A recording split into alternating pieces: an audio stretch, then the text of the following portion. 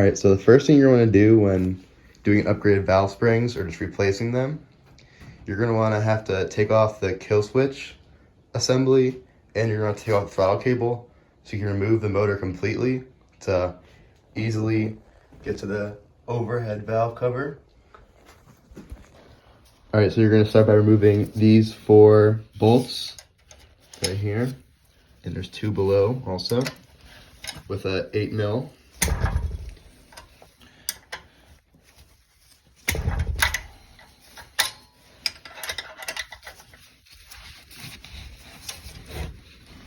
All right, so this is what it's going to look like when you get the cover off. The next step is removing this little piece right here. I believe it's called the wrist pin. It takes a little bit of force, but you'll get it. This is what it looks like right here. All right, so after you remove those 4 pieces, we're going to go back over here. Take that piece out and you should have these 2 pieces. Do not lose these. We're going to do the same thing on the other side.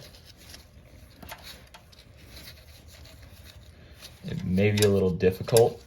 That's okay. Start by unscrewing that. And you want to try to push that pin out and pull through the other side. And then this should just come right off. Yep. These here at the bottom are called the push rods. You do not want to take those out. So here we finally got to the valve springs, currently stock form, right there. So this little piece was on there. To get it off, I'll show you on this one. You kind of got to push the valve spring down, wiggle it a little, and there it just popped out. Make sure you don't lose these. They are probably going to be helpful later. So now we're taking the valve springs out. On a Predator, you have to push the valve springs in, move them upwards or wherever that gap is.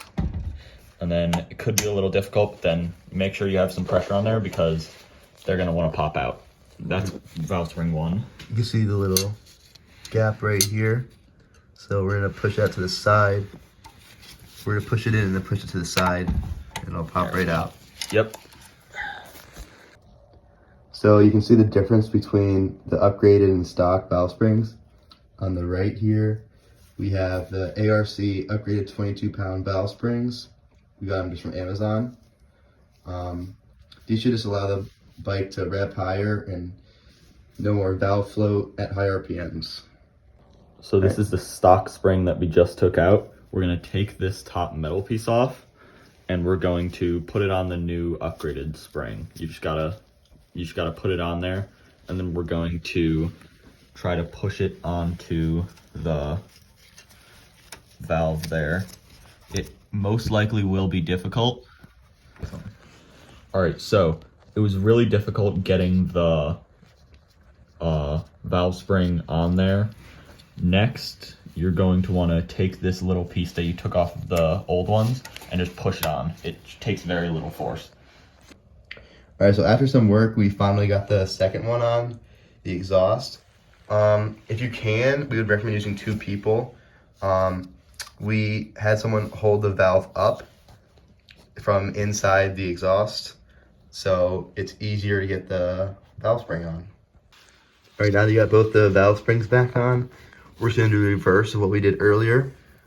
Just put this part back on by screwing in that and put the bottom piece on the push rod, and then eventually put the pin through the middle.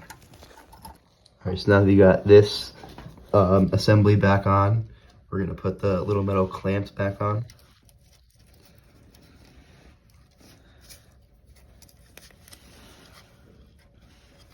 It may require a little bit of pushing with, say, a flathead screwdriver.